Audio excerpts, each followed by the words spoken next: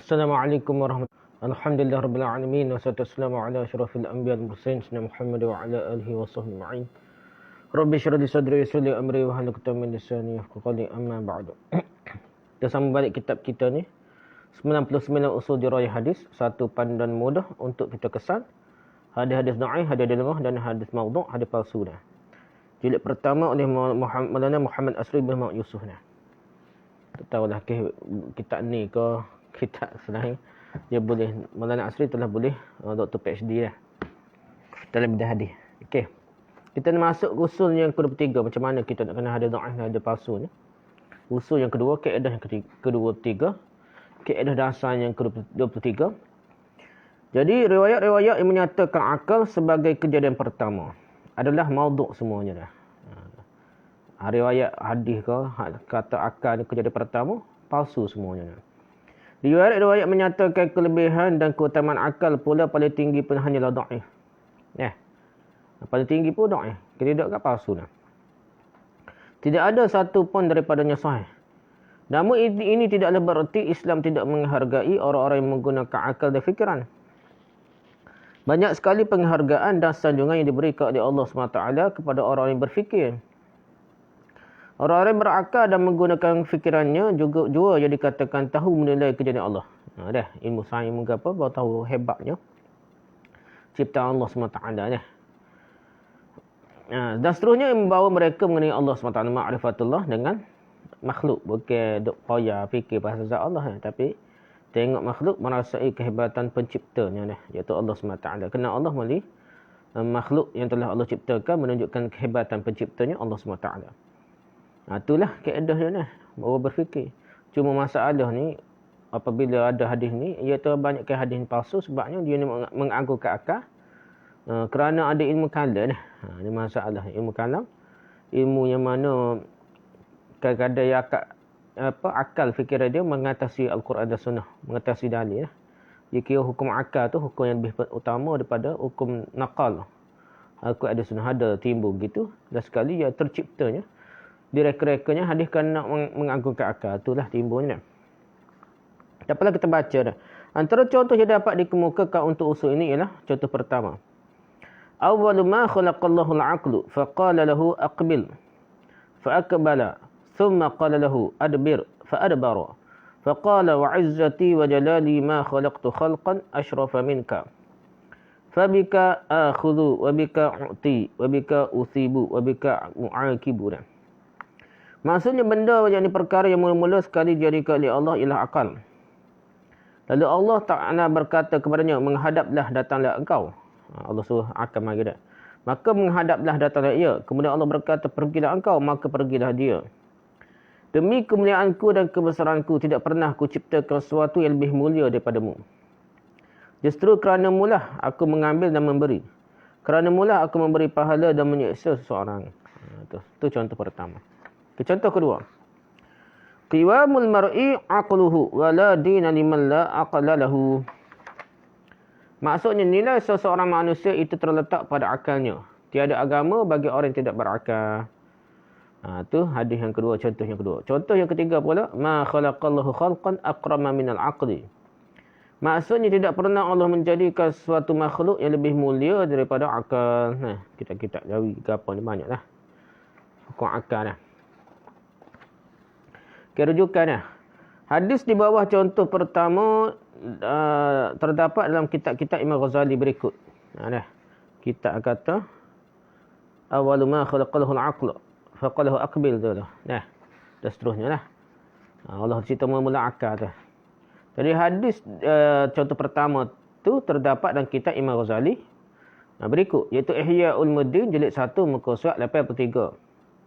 Daripada kitab Faisalut Tafriqah muka surat 122, Al-Ma'rifatul Aqliyah muka surat 28, dan Mizan Al-Amal muka surat 331. So 2 3 4 kitab ni semua kitab Imam Ghazali ada dah hadis ni. At-Tabrani dalam Al-Mu'jam Awsat jilid 2 muka surat 53 mengumpulkannya daripada Abu Hurairah. Ada lagi kitab lain buku selain Imam Ghazali, itu At-Tabrani Mu'jam Awsat. Jilid 2 muka surat 53 daripada riwayat Abu Hurairah. Abu Nu'aim dalam Hilyatul Awliya jilid 7 muka surat 318 meriwayatkannya daripada hadis Aisyah. Ad-Dalami mengemukakannya juga daripada Aisyah dalam Firdaus. Al-Firdaus bi Ma'thur Al-Khitab jilid 1 muka surat 46. As-Sakhawi dalam Maqasid Al-Hasanah muka surat 198. Oh ni kita ada palsu dah. Ibn Qayyim dalam Al-Manar Al-Munif muka surat 66. Al-Ajaluni Kashful Khafa muka surat 36 dan lain. Itu hadis yang pertama dah. Okey, hadis di bawah contoh yang kedua dikemukakan oleh Al-Harith bin Abi Usamah dalam Musnadnya dah. Jilid 2 muka surat 803. Al-Bahaqi dalam Syu'abul Iman jilid 6 muka surat 355. Ni kitab besar lah. Nah, Al-Bahaqi Syu'abul Iman. Ibn Abi Dunya dalam Al-Aql wal Fadluhu muka surat 61.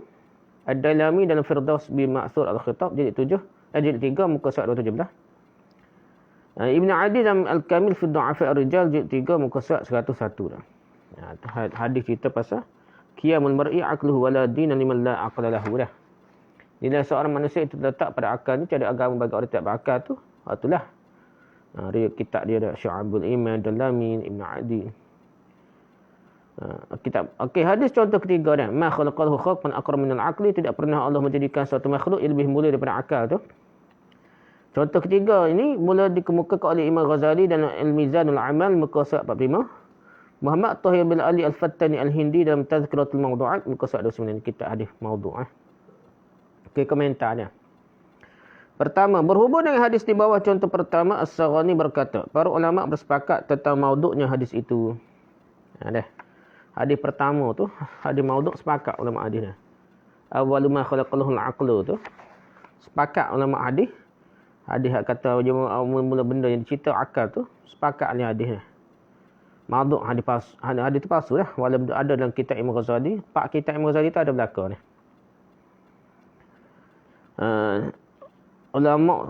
Para ulama bersepakat tentang maudhu'nya hadis itu. Ibn Taymiyah mengatakan ia adalah karut dan dusta menurut kesepakatan ulama hadis. Ulama hadis tak kira dia oleh tokoh sufi ke, ataupun dia tokoh ahli hadis yang tidak terikat dengan sufi ke. Jadi ia akan kata hadis tu hadis palsu, sepakat dah. Dirujuk Al-Fatwa Al-Kubra jilid 5 muka surat 88 kitab Ibn Taymiyah. Komentar kedua. Riwayat di bawah contoh pertama itu dikemukakan oleh Ibn Adi dalam Al-Kamil jilid 2 muka surat 798. Ini kitab cerita pasal hadis dhaif dan palsu dah. Jilid 6 muka surat 240. Daripada riwayat Abu Hurairah. Dalam isnadnya terdapat dua orang bermasalah. Pertama Al-Fadl bin Isa Ar-Raqashi. Kedua Hafash bin Umar Qadi Halab. Berhubung dengan Fadl Az-Zahabi berkata mereka para ulama rijal hadis mendaifkannya dah. Fadl tu bin Isa Ar-Raqashi. Rujuk Mizanul I'tidal jilid 3 muka surat 356. Berhubung dengan Hafash pula Abu Hatim berkata dhaif. Abu Zur'ah berkata munkarul hadis. Ibn Hibban pula berkata dia meriwayatkan hadis-hadis maudhu' daripada perawi-perawi thiqah. Tidak halal berhujah dengannya. Tu Ibn Hibban. Ibn Hibban lembut dah ni. Bila-bila gitu bab ni kerah ni. Bab nama Hafash ni. Rujuk Mizanul I'tidal jilid 1 muka surat 563. Ibnu Jauzi menukilkannya daripada Al-Nuqaili dengan sanadnya daripada Abu Umamah radhiyallahu. Kata Ibnu Jauzi ini adalah hadis tidak sahih. Dalam sanadnya terdapat Sa'id bin Al-Fadl Ar-Raqashi, Umar Al-Ataki dan Abu Ghalib. Semua mereka ini majhul dan tiada siapa pun turut meriwayatkan hadis yang diriwayatkan mereka. Tak ada orang serupa dengan hadis dia. Kemudian beliau ini Ibnu Jauzi menukil kata-kata Imam Ahmad ini adalah hadis maudhu' tidak berasah. Jadi Imam Ahmad kata hadis palsu tu. Tak payah tengok sanad pun tahu dah hadis palsu ni. Kata Al-Nuqaili tidak ada satu matan pun isi kandungan hadis pun yang sabit berhubung dengan perkara ini. Semua cerita pasal akal ni, penciptaan akal memula ke apa ni, semua tu hadis palsu ni. Lihat Ibnu Jauzi dalam Al-Mawdu'at jilid 1 muka surat 175, Asy-Syaukani dalam Al-Fawaid Al-Majmu'ah muka surat 478. Semua cerita kita hadis dhaif dan palsu ni lah. Komentar ketiga dah. Hadis-hadis tentang akal sebagai makhluk yang mula sekali diciptakan dan kelebihan akal tidak tersebut di dalam mana-mana kitab hadis yang utama. Kita kata usaha hadis ni, Sunan Sitah ke apa, Musnad Imam Ahmad ke, tidak ada sebut dah. Yang menjadi pegangan umat kitab hadis utama tak ada sebut kelebihan akalnya. Semuanya maudhu' palsu menurut tokoh-tokoh hadis seperti Abu Hatim, Al-Bahaqi. Dalam Bahaqi dalam kitab dia ada apa ya hadis palsu dia. Ad-Daraqutni, Ibnu Jauzi dan lain Komentar keempat, hadis yang merupakan contoh pertama menurut setengah ulama. Jika diandaikan sahih sekalipun masih belum jelas menunjukkan akal sememangnya makhluk yang bermula sekali diciptakan oleh Allah.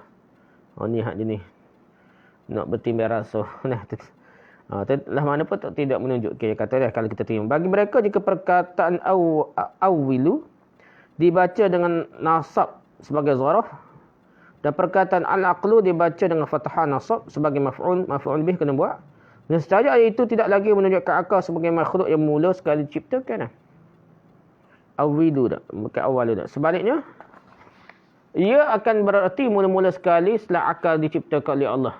Lepas tu mula sekali akal kena panggil. Kau kena buat satu setelah akal diciptakan Allah.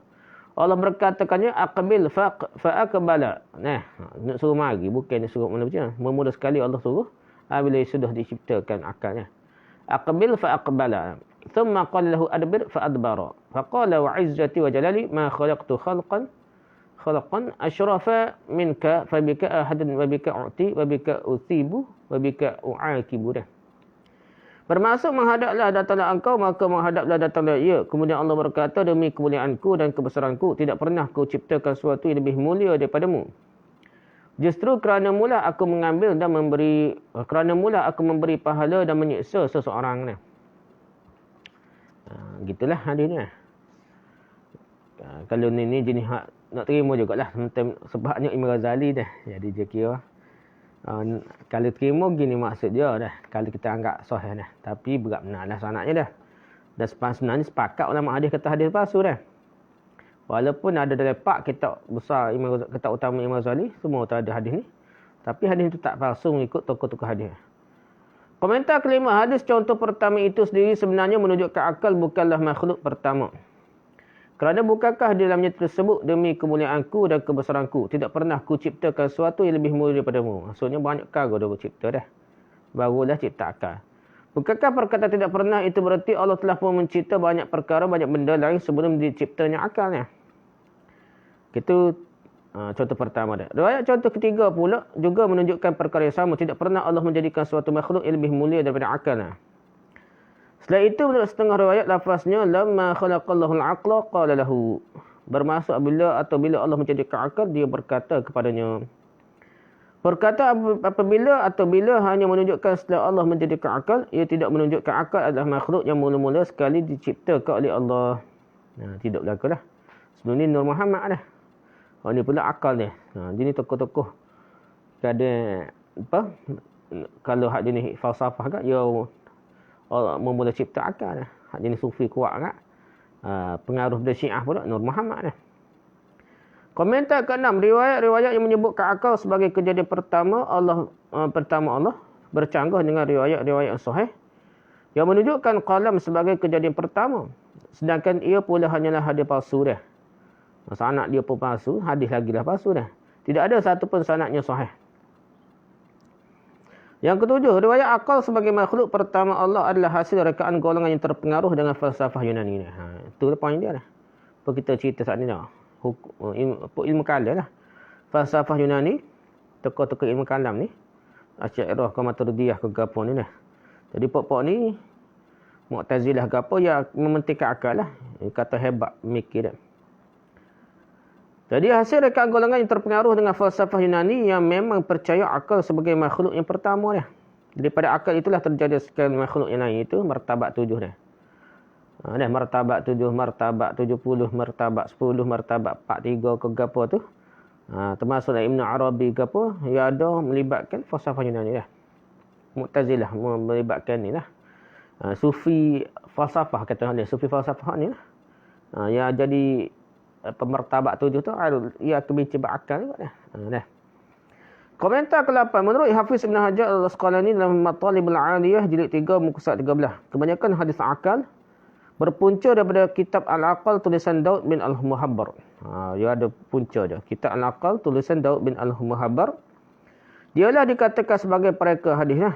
Pereka hadis tersebut hadis akalnya. Kemudian ia diambil oleh Al-Haris bin Abi Usamah dan dimasukkan ke dalam musnadnya, Musnad Al-Harith bin Usamah. Kata Hafiz Ibn Hajar sekali, semuanya maudhu', semuanya palsu dah. Tidak ada satu pun daripadanya sabit sahih. Jadi Imam Ibn Hajar Asqalani pun direct to the point, semuanya palsu dah ni. Dia mudah direct dah. Dah. Komentar ke-9. Contoh kedua juga sama. Walaupun isinya mengandungi kebenaran tapi ia juga maudhu'. Nah. Contoh kedua pun sama dah. Contoh kedua tadi. Kiwamul mar'i aqluhu wala dina liman la aqla lahu dah. Dah. Iaitu dina seorang manusia itu terletak pada akalnya, tidak ada agama bagi orang tidak berakal tu maknanya betul tapi palsu juga dia ni. Nak sandar atas nama Nabi pun makna benar tak boleh lagi dah. Jadi katakan riwayat Jabir bin Abdullah, Baihaqi sendiri dalam Syu'ab al-Iman telah mengemukakannya berkata Hamid bin Adam bersendirian dalam meriwayatkannya, sedangkan dia seorang perawi yang telah dituduh dikatakan berdusta dah, dituduh berdusta dah. Hamid bin Adam ni. Hamid bin Adam dikatakan pendusta atau dalam perkara hadis oleh sekian ramai tokoh-tokoh hadis seperti Al-Jawzajani, Al-Sulamani, Al-Zahabi dan lain. Jadi hak ni dia kata pendusta, bukan dituduh saja ni.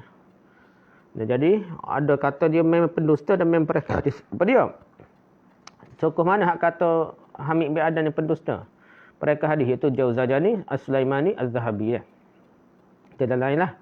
Lihat Mizan dan Al-Tijah di 1 muka surat 447. Mereka ni hak berapa orang ulama tu bukan tuduh. Dituduh pendusta, dia kata memang pendusta dan mereka hadis Hamid bin Adam ni. Hadis ini juga terdapat dalam Musnad Al-Harith bin Abi Usamah. Beliau mengambilnya daripada Daud bin Al-Muhabbar. Begini sanadnya, haddatsna Daud bin Al-Muhabbar qala haddatsna Nasr bin Tarifin an ibn Jurayh an Abi Zubair an Jabir bin Abdullah anna Nabi sallallahu alaihi wasallam qala. Lihat Musnad Al-Firdaus, Musnad Al-Harith jilid 2 muka surat 803. Syekh Albani juga menyaraikan hadis itu sebagai hadis maudhu', hadis palsu dalam Al-Silatul Ad-Dha'ifahnya jilid 1 muka surat 307. Habislah apa? Usul ke-3 riwayat menyatakan akal sebagai kejadian pertama adalah maudhu' semuanya. Kelebihan dia keutamaan akal pun maudhu' jugalah kebanyakannya. Ada kalau sikit pun kita kata paling tinggi pun dhaif dah. Tidak ada pun satu pun yang sahih dah. Hasan pun tak ada dah. Okey, habis usul yang ketiga. Kita pergi pada usul yang ke-4. Usul ke-4. Hadis-hadis yang menyatakan kelebihan bunga-bunga tertentu seperti bunga ros dan lain-lain semuanya maudhu'. Nah, palsu. Lihatlah contoh-contoh di bawah ni. Bunga pun tak ada negara Arab mana bunga mana. Tiba-tiba nak ambil puji bunga, jumpa bunga raya, bunga gapo tak ada pada pasir. Jadi kita rasa pelik dah. Dah. Macam kopi, hadis kopi dah. Kopi tak wujud lagi zaman Nabi dah. Berapa ratus tahun lepas tu baru timbul kopi, tiba-tiba ada kelebihan minum kopi dah. Nampak benar palsunya. Okay, lihatlah contoh-contoh di bawah ini. Contoh pertama, innal warda khuliqa min araqin Nabi sallallahu alaihi wasallam atau min araqil buraq. Maksudnya sungguhnya bunga ros. Al-warda dah. Bunga ros itu dijadikan daripada peluh Nabi sallallahu alaihi wasallam atau daripada peluh buraq. Min araqil buraq. Ya, peluh Nabi atau dari peluh buraq dia kata dah. Contoh pertama. Contoh kedua ada. An Ali radhiyallahu anhu anna an-nabiy sallallahu alaihi wasallam qala Lailatun usriya bi ila as-sama'i saqata ila al-ardi min araqi fanabata minhu al-warda faman arada an yashummu raihati falyashummu al-warda. Maksudnya diriwayatkan daripada Ali bahawa sesungguhnya Nabi sallallahu alaihi wasallam bersabda, pada malam diperjalankan aku ke langit, sedikit peluhku terjatuh ke bumi, maka tumbuhlah daripadanya bunga ros. Sesiapa mahu menghidu bauku, hendaklah dia menghidu bau bunga ros. Dah. Tu contoh kedua dah. Contoh ketiga pula. Nabi SAW dikatakan telah bersabda, Shummu an-narjis, walau fil yaumi marratan, walau fil syahri marratan, walau fil sanati marratan, walau fil dahri marratan, fa inna fil qalbi habbatan minal jununi, wal juzami, wal barasi, la yaqta'uha illa syammun narjis. Maksudnya, ciumlah bunga narjis. Bunga narjis, bunga apa? Glori ke apa gitu lah. Bunga narjis walaupun sekali dalam sehari, walaupun sekali dalam sebulan, walaupun sekali dalam setahun dan walaupun sekali sepanjang hayat. Kerana dalam hati manusia terdapat satu bibit kegilaan, kusta dan sopak tidak dapat dimatikan kecuali dengan mencium bunga narjis ni. Bunga apa panggil istilah dia. Rujukan dia. Kerujukan. Contoh pertama, hadis pasal ros daripada peluh Nabi atau peluh buraq dia. Contoh pertama terdapat dalam kitab Kashful Khafa jilid 1 muka surat 208 hadis kitab palsunya karangan Al-Ajaluni. Al-Maqasidul Hasanah muka surat 216 karangan Sakhawi kitab tentang hadis palsu Maqasidul Hasanah. Muka surat muka surat 97 At-Tazkiratul lepas tu kitab At-Tazkirah fil Ahadits Al-Mushtahirah muka surat 107 karangan Zakashi. Ni pun hadis-hadis dhaif palsu dia. Okey, contoh kedua hadis wasal. Nabi naik langit sebelum Nabi jatuh bumi, tumbuhlah bunga rusah. Contoh kedua ni terdapat dalam kitab Kashful Khafa jilid 2 muka surat 419 karangan Al-Ajaluni. Al-Maqasidul Hasanah muka surat 216 karangan Sakhawi. Al-Fawaidul Majmu'ah muka surat 196 karangan Asy-Syaukani. Al-Firdaus bil Ma'thur al-Khitab jilid 3 muka surat 429 hingga 430. At-Tazkirah fil Ahadits Mushtahirah muka surat 197 hingga 198. Karangan Az-Zarkashi. Al-Asrar al-Marfu'ah fil Akhbar al-Mawdu'ah karangan Mulla Ali-Qari muka surat 377 ni. Kita cerita pasal hadis palsu ni. Okey, contoh ketiga. Dah, ni bunga nargis pun dah. Kena cium bunga nargis. Sekurang-kurangnya sekali seumur hidup dah. Kerana nak suruh hilang penyakit gila, kusta ke apa ni nak. Contoh ketiga terdapat dalam kitab Al-Mawdu'at jilid 3 muka surat 1 karangan Ibnul Jauzi.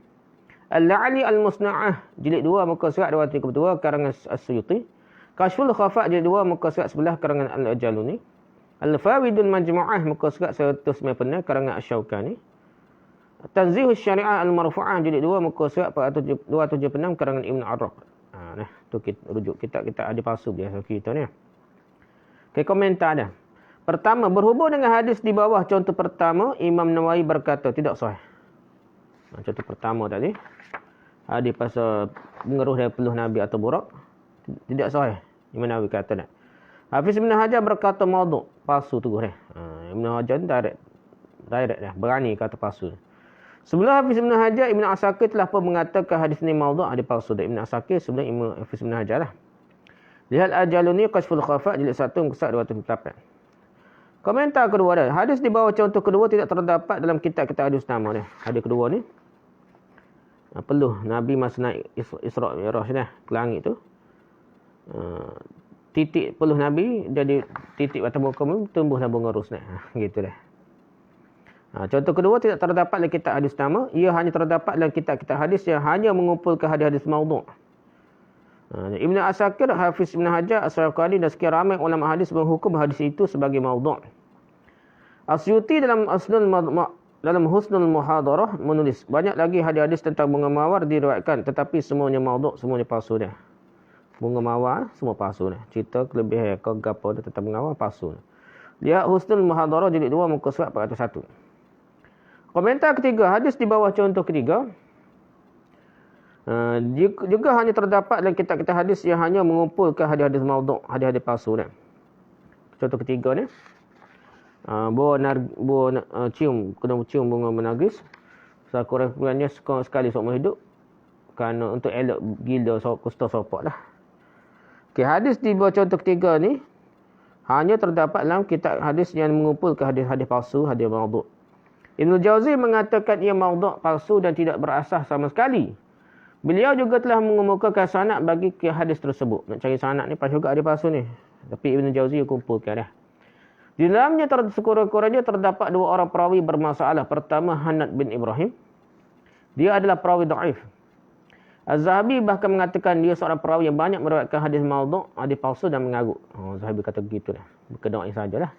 Lihat Mizanul I'tidal jilid 4 muka surat 310. Kedua ada Muhammad bin Maslamah. Ini seorang lagi perawi yang bermasalah. Al-Lalikai mungkin meninggal pada atas 14 Hijrah dan Al-Khalal meninggal 19 Hijrah mengatakan dia perawi dhaif sangat, dhaifun jiddan.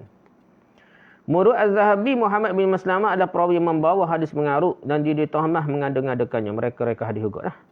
Lihat Mizanul I'tidal jilid 4 muka surat 41. Ibnu Jauzi mengatakan hadis ini tidak berasal dan ia adalah hadis maudhu', hadis palsu dah. Lihat Ibnul Jauzi Al-Mawdu'at jilid 3 muka surat 61, Al-Ajaluni Kashful Khafa jilid 2 muka surat 9.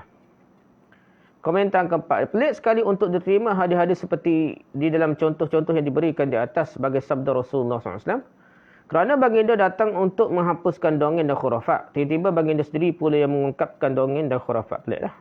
Dongeng khurafat cium ni, hilang penyakit ni semua tak ada kajian, mengarut dah.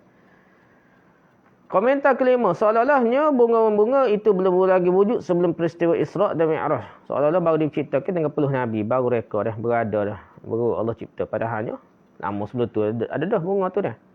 Padahal ia telah lama wujud dan diketahui sejarah manusia.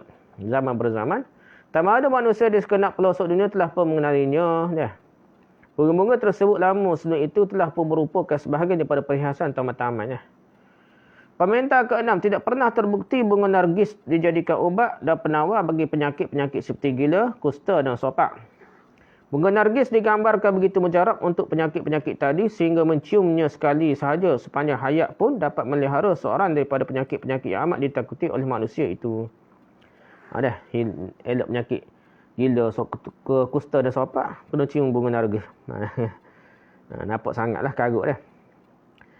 Komentar ke-7, bagaimana agaknya setelah mengamalkan betul-betul apa yang tersebut dalam hadis contoh ketiga di atas, tiba-tiba penyakit itu menyerang juga pengamalnya. Atau orang-orang yang menderita penyakit-penyakit tersebut tidak sembuh-sembuh juga walaupun cium bunga nargis.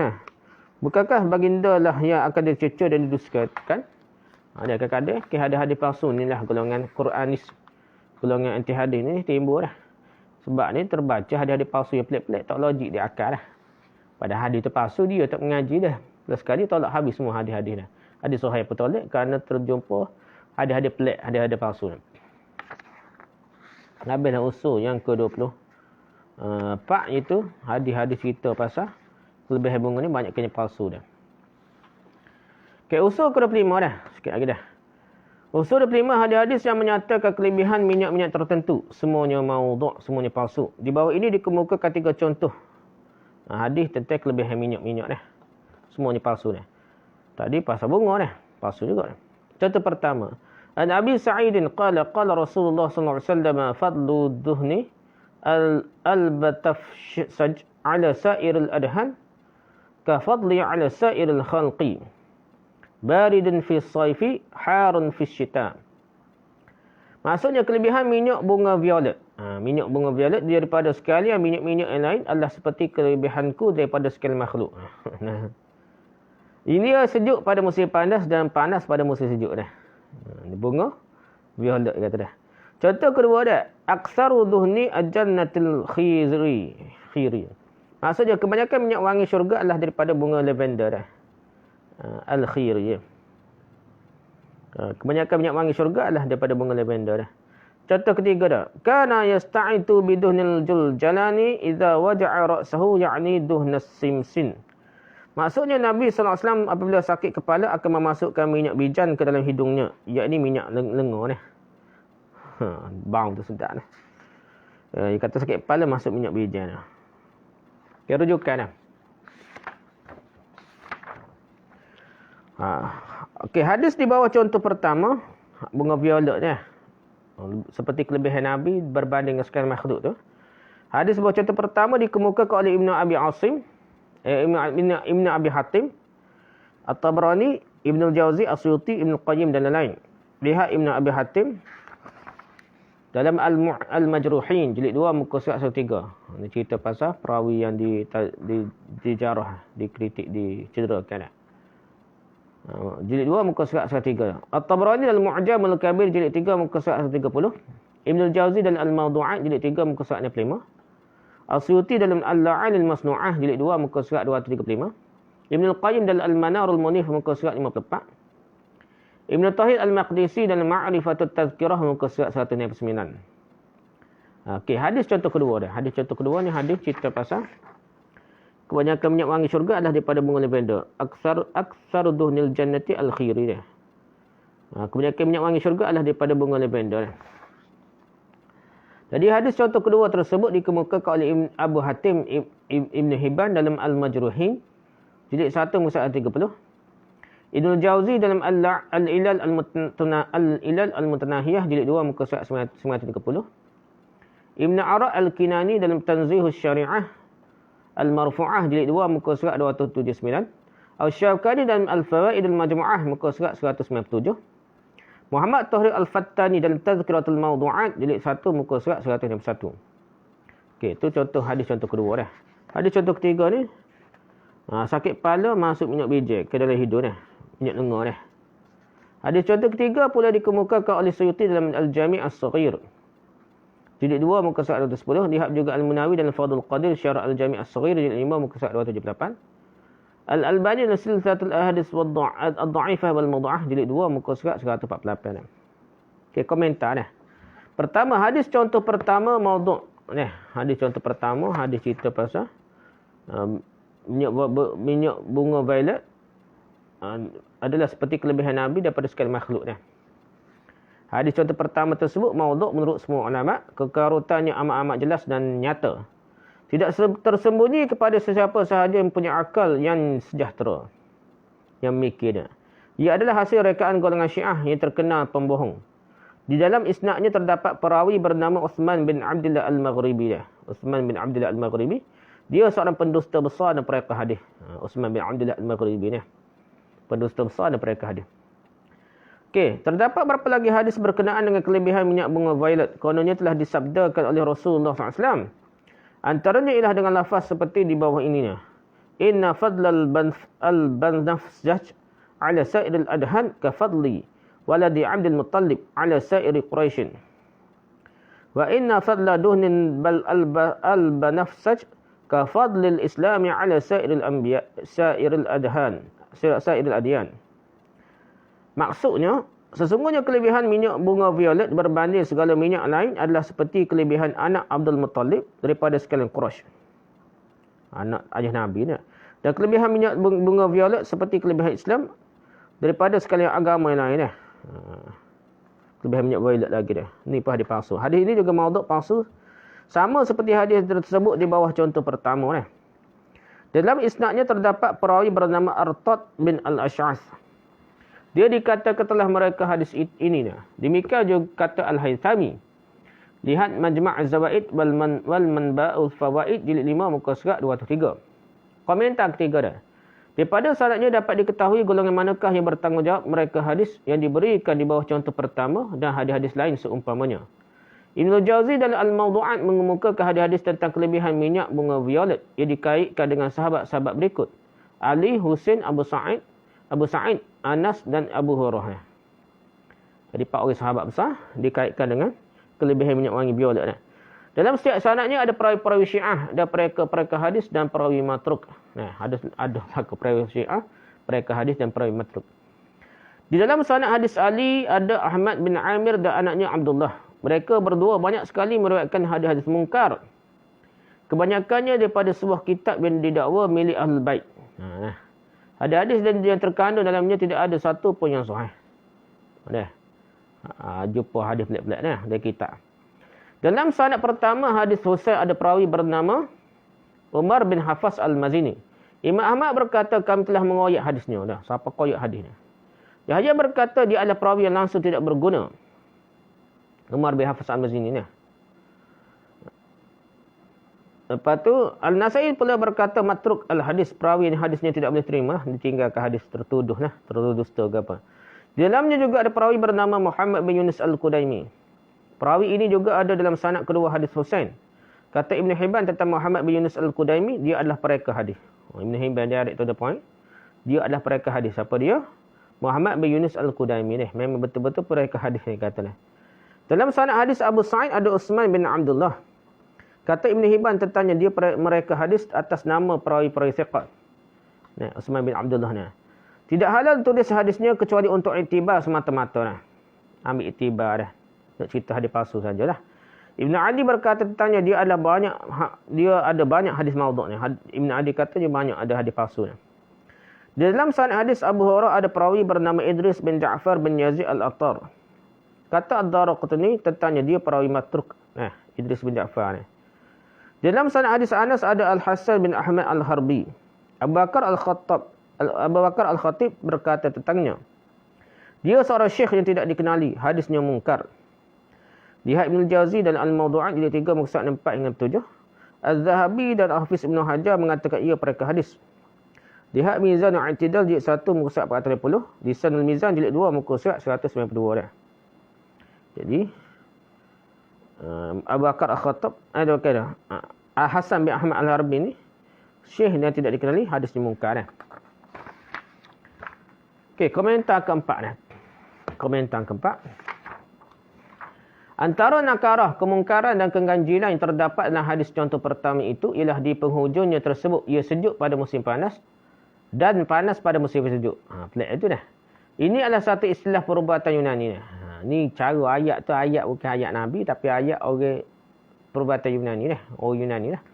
Setiap bahan ubat-ubatan ada mizahnya yang tersendiri dah. Orang ngaji kedok tabib, kedok doktor cara Yunani, dia tahu ada mizahnya yang tersendiri. Sama ada ia panas atau sejuk dan sebagainya dah. Dia cara sama panas sejuk, benar lah. Doktor biasa tak cara panas sejuk dah.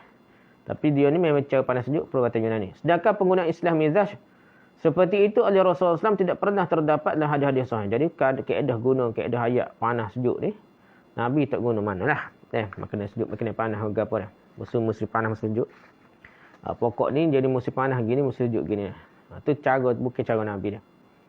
Komentar kelima, penggunaan istilah perubatan Yunani seperti itu hanya wujud dalam masyarakat Islam setelah falsafah dan ilmu perubatan Yunani. Dan ilmu cara memikir falsafah ni dan ilmu perubatan Yunani diterjemahkan dengan pesatnya di zaman kerajaan Abbasiyah. Dia secara tidak langsung mengisyaratkan kepada zaman mereka hadis itu hidup. Boleh tahu dah. Mereka hidup itu zaman mana, masa itulah timbul hadis palsu ni. Yang jenis ni lah. Yang keenam, hadis contoh kedua iaitu kebanyakan minyak wangi syurga adalah daripada bunga lavender. Ibnu Jauzi telah mengemukakan hadis ini dengan sanad yang lengkap seperti berikut. Ibnu Jauzi berbuah sanad. Anba'ana Muhammad bin Abdul Malik qala anba'ana al-Jauhari 'an ad-Darqutni 'an Abi al-Hatim bin Hibban qala haddatsana Al-Husain bin Ishaq al-Asbahani qala haddatsana Abu Harun Ismail bin Muhammad bin Yusuf 'an Sulaiman bin Imran al-Iskandarani 'an al-Qasim bin Ma'an 'an ukhtihi 'an Aminatu 'an Aisyah binti Sa'ad bin Abi Waqqas 'an Sa'ad qala Rasulullah SAW. Setelah mengemukakan sanad tadi, beliau berkata ini adalah hadis yang tidak sahih daripada Rasulullah SAW. Orang tertuduh merekanya ialah Abu Harun Ismail bin Muhammad bin Yusuf. Dah, tu kata Ibn Jauzi dah. Dia kata ia tertuduh merekanya ialah Abu Harun Ismail bin Muhammad bin Yusuf ni. Kata Ibn Hibban, dia membolak-balikkan sanad-sanad dan mencuri hadis, tidak harus berhujah dengannya. Lihat Ibn Jauzi dan Al-Ilal Mutnahiyah jilid 2 muka surat 930. Hafiz Az-Zahabi dan Ibn Hajar menukilkan kata-kata Ibn Jauzi tentang Abu Harun. Katanya Abu Harun adalah pendusta besar. Lihat Mizan Al-I'tidal jilid 1 muka surat 247. Lisanul Mizan jilid 2 muka surat 196. Okey, komentar ketujuh dah. Melihat kepada senarai kitab-kitab rujukan yang menyebutkan hadis ini saja pun sudahlah cukup untuk diketahui apa kedudukannya. Tengok kitab tu tahu dah. Kitab-kitab ada palsu dah. Kitab-kitab itu semuanya al-mawdu'at. Itu kitab-kitab yang tulis khusus untuk membicarakan hadis-hadis mawdu', hadis palsu dah. Kitab-kitab kita sebut sebenarnya, kitab yang rujukan hadis ni semua dah kita cerita tentang hadis palsu dah. Komentar ke-8, hadis contoh ketiga iaitu hadis yang bermaksud Nabi SAW apabila sakit kepala akan memasukkan minyak bijan ke dalam hidungnya dah. Yang ini minyak lenga dah. Hadis ini juga sama seperti dua hadis sebelumnya iaitu hadis ni palsu, maudhu'. Al-Mukhallis, yakni Abu Tahir Muhammad bin Abdul Rahman bin Al-Abbas bin Abdul Rahman bin Zakaria Al-Baghdadi Al-Mukhallis meninggal 393 Hijrah. Dalam Al-Mukhallisiyatnya, ini nama sejenis kitab lah. Mukhallisiyatnya meriwayatkan hadis ni melalui saluran riwayat Utsman bin Abdul Rahman daripada Abi Ja'far, daripada ayahnya, daripada Ali radhiyallahu anhu secara marfu', secara bersambung lah sampai ke Nabi dah. Utsman bin Abdul Rahman Al-Waqqasi adalah seorang perawi pendusta besar. Masalah perawi dia Utsman bin Abdul Rahman Al-Waqqasi ni pendusta besar. Lihat Al-Mukhallisiyat jilid 3 muka surat 67. Komentar ke-9. Ibnu Sa'ad juga ada mengemukakan hadis yang semakna dengan hadis contoh ketiga itu dengan sedikit tambahan. Lihat riwayatnya di bawah ini. Akhbarana Hashim bin Al-Qasim qala akhbarana Israil an Jabir an Abi Ja'far qala kana Rasulullah sallallahu alaihi wasallam yasta'tu bisimsim yaghsilu ra'sahu bisidri. Maksudnya Rasulullah SAW selalu menggunakan minyak bijan sebagai ubat yang dimasukkan ke dalam hidungnya dah. Dan baginda membasuh kepalanya dengan daun bidara. Lihat Tabaqat Al-Kubra jilid 1 muka 488. Jadi semakna hadis ni bentuk lafaz hadisnya. Cerita pasal kelebihan minyak bijan lah. Buat ubat masuk dalam hidung lah. Dalam isnadnya terdapat Jabir Al-Ju'fi, seorang perawi pendusta besar. Jabir Al-Ju'fi ni pendusta besar lah. Sanadnya ada. Abu Ja'far Muhammad Al-Baqir pula jauh sekali daripada Rasulullah SAW ni. Riwayat ini mursal. Daripada datuknya Al-Husain pun dia tidak sempat menerima apa-apa hadisnya. Apalagi untuk menerima sesuatu daripada Rasulullah SAW tu. Ketika datuknya Al-Husain meninggal dunia di Karbala pada tahun 61 Hijrah, umurnya baru 3 atau 4 tahun baru dia. Dia nama apa? Abu Ja'far Muhammad Al-Baqir ni. Komentar ke-10. Hadis contoh ketiga membayangkan seolah-olahnya Rasulullah SAW adalah seorang yang selalu mengalami sakit kepala. Seolah gitulah. Apabila mengalami sakit kepala, baginda akan menyeduk minyak bijan dan menitiskannya ke dalam hidung. Sedangkan Rasulullah SAW terkenal sebagai seorang yang sihat. Tak sakit sama. Tidak diketahui pula berdasarkan hadis-hadis sahih bahawa baginda ada mengidap sakit kepala berkala. Tak ada. Kalau apa ada tersebut Rasulullah SAW sakit kepala pun, maka ketika sakit di akhir-akhir hayat yang membawa baginda meninggal dunia. Kalau sakit kepala pun dekat meninggal, dekat wafat Nabi dia. Komentar ke-11. Andai kata Nabi SAW sememangnya beberapa kali telah mengalami sakit kepala dalam hidupnya, maka salah satu bentuk rawatan yang dipilih oleh baginda ialah bekam. Itu hadis sahih. Bekam adalah satu cara rawatan yang sabit berdasarkan hadis-hadis sahih. Nabi SAW sendiri pernah dibekam. Dan baginda juga menganjurkan agar mengamalkannya apabila mengalami penyakit-penyakit tertentu. Berdarah kotor dah. Komentar ke-12. Tidak dinafikan bahawa minyak-minyak tertentu sememangnya mempunyai kelebihan dan khasiatnya tersendiri. Sama ada yang diekstrak daripada bunga-bungaan, daripada biji-bijian, daripada kekacang atau tumbuhan-tumbuhan tertentu. Tetapi mengaitkannya dengan Rasulullah SAW untuk menarik perhatian manusia tanpa ada bukti yang boleh dipertanggungjawabkan adalah salah dan dilarang. Menunggang Nabi ni salah dan menghina Nabi lah, tunggang Nabi ni. Kalau benda tak betul, jangan berdusta atas nama Nabi SAW, tepatnya dalam neraka dah.